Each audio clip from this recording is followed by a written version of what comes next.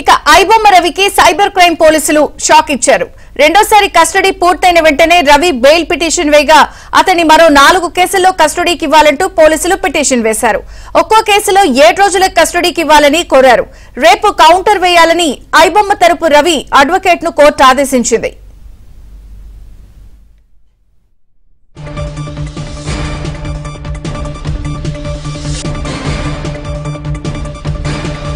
ఐబొమ్మ రవికి మరోసారి cyber crime పోలీసులు షాక్ ఇచ్చారని చెప్పాలి.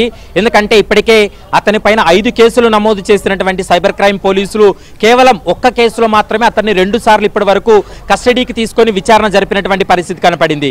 కానీ 2 సార్లు విచారణ పూర్తి అయింది, 2 సార్లు కస్టడీకి తీసుకున్నారు కాబట్టి తనకు బెయిల్ వస్తుందని భావించి కస్టడీ పూర్తి అవగానే ఐబొమ్మ తరపు న్యాయవాది కస్టడీ పూర్తి అవగానే తను బెయిల్ పిటిషన్ దాఖలు చేశాడు.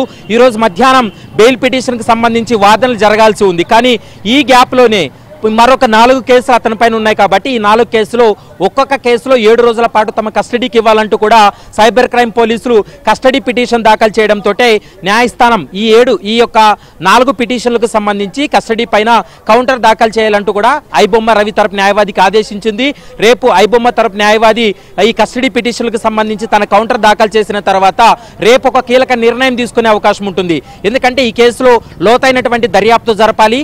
మరోవైపు ఈ 4 కేసుల్లో ఇంకా పెండింగ్ ఉన్నాయి కాబట్టి ఈ దశలో అతనికి బెయిల్ మంజూరు చేసినట్లయితే కొంత ఈ కేసు పైన ప్రభావం చూపేటువంటి అవకాశం ఉంటుంది. టెక్నికల్ గా ఈ కేసును ఇంకా ప్రూవ్ చేయాల్సినటువంటి అవసరం ఉంటుంది కాబట్టి అతనికి బెయిల్ మంజూరు చేయకుండా మిగిలినటువంటి 4 కేసుల్లో తమ కస్టడీకి అందించాలంటూ కూడా ఇప్పటికే 4 పిటిషన్స్ ఏ ఉన్నాయి. ఆ పిటిషన్లన్నింటినీ కూడా నాంపల్లి కోర్టు అయితే మాత్రం పరిగణలోకి తీసుకుంది.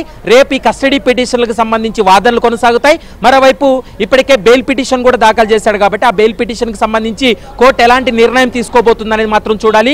ఒక్కొక్క పిటిషన్ లో అంటే ఒక్కొక్క కేసులో దాదాపు 7 రోజుల పాటు కస్టడీకి అనుమతించాలంటూ కూడా సైబర్ క్రైమ్ పోలీసులు అయితే మాత్రం తమ పిటిషన్ లో పేర్కొన్నారు. మరి కోర్టు ఎలాంటి నిర్ణయం తీసుకోబోతుందనేది చూడాలి. ఇప్పటికే ఒక కేసులోనే 2 సార్లు కస్టడీకి ఇచ్చారు.